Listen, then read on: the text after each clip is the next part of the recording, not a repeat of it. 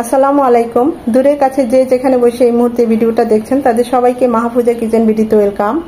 আজ পেয়ারা ভর্তা করব বা পেয়ারা বানাবো, যে যেটা বলে, একদম সিম্পল, সবাই তো করতে জানে, আমি আমার মতো করেই করেছি।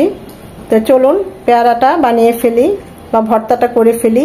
দেশি পেয়ারা দিয়ে আজকে পেয়ারাটা ভর্তা করব। দেখতেই পাচ্ছেন টস টসে কতটা লোভনীয় হয়েছে এবং অত্যন্ত মিষ্টি সুস্বাদু এই পেয়ারাটা।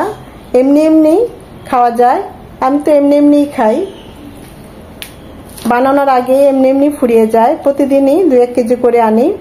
তো কথা না বাড়িয়ে চলুন পেয়ারার ভর্তাটা শুরু করি।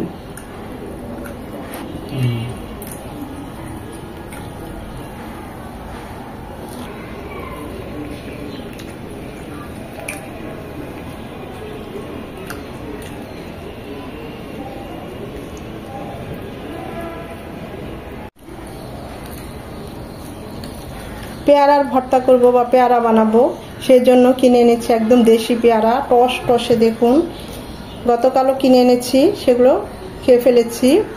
আজকেও 2 কেজির মতো নিয়ে এসেছি। অত্যন্ত মিষ্টি এবং খুবই সুস্বাদু, একদম সুঘ্রাণ আছে আমাদের দেশি পেয়ারার যে ফ্লেভারটা, এতে মন ভরে যাবে। প্রত্যেকটা পেয়ারা দেখুন একদম টস টসে, তরতাজা গাছের।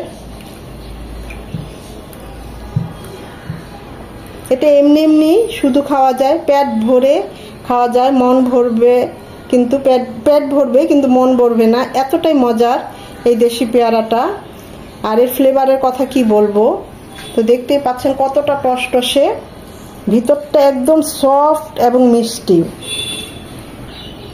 পেয়ারা আপেল কাটতে দেরি, কালো হতে দেরি নাই, মাত্র কেটে নিয়েছি। যতটুকু কুচিয়ে নেওয়া সম্ভব ততটুকু কুচিয়ে নেবেন। এটা যত কুচিয়ে নেবেন খেতে ততই মজা হবে এই পেয়ারা ভর্তাটা। তা আমি এইভাবেই করে কুচিয়ে নিয়েছি, আর একদম পাকা তো তাই। তো দিয়ে দিচ্ছি বিট লবণ। এখানে অবশ্যই বিট লবণটা দিবেন পরিমাণ মতো, এতে টেস্ট খুব ভালো আসে। লাল মরিচ গুঁড়ো, যে যেমন ঝাল পছন্দ করেন, এটাতে বেশি ঝাল হয় না কিন্তু কালারটা সুন্দর আসে। আর দিয়ে দিব 1 পিস লেবুর রস।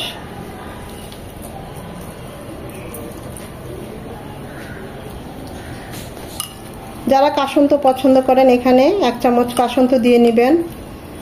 তবে এভাবেও খুব ভালো লাগে কাসুন্দ ছাড়া, এভাবেও পেয়ারাটা বানিয়ে খাবেন। আর যারা শুকনো মরিচ গুঁড়োটা না খান, কাঁচা মরিচ একদম কুচিয়ে দিতে পারেন, সেটাও খুব ভালো হয়। চাইলে ধনেপাতা কুচিও কিছুটা দিতে পারেন। আমি এভাবেই করব, আমি এভাবেই খাই সব সময়।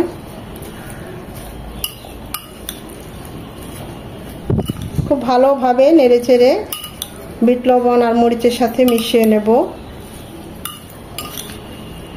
দেখেই কতটা লোভ লাগছে, আর কিরকম যে একটা ফ্লেভার বের হয়েছে পাকা পেয়ারার, যা আপনাদের বুঝাতে পারবো না। এতটা সুন্দর একটা পাকা পেয়ারার সুঘ্রাণ চলে এসেছে।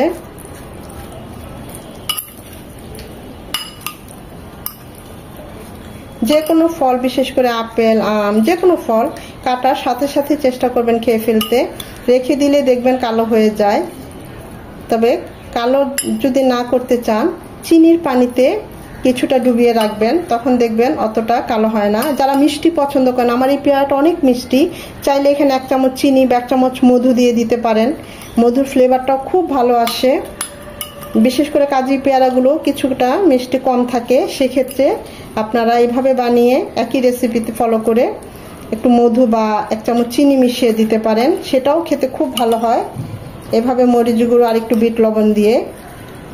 আমি এর আগে পেয়ারার ভর্তা দেখিয়েছি, সেটাও খুব ভালো হয়েছে, ওটা কাজি পেয়ারা দিয়ে করেছি। এখানে চাইলে মরিচ গুঁড়োর পরিবর্তে চিলি ফ্লেক্সও দিতে পারেন, যে যেভাবে আসলে যার যেমন পছন্দ। তো তৈরি হয়ে গেল আমাদের মজাদার পেয়ারার ভর্তা। দেখতেই পাচ্ছেন কতটা লোভনীয় হয়েছে। তৈরি হয়ে গেল খুব সহজেই পেয়ারার ভর্তা। এভাবে একবার হলেও পেয়ারাটা বানিয়ে খাবেন বা ভর্তা করে খাবেন। আশা করি ভিডিওটা আপনাদের ভালো লেগেছে।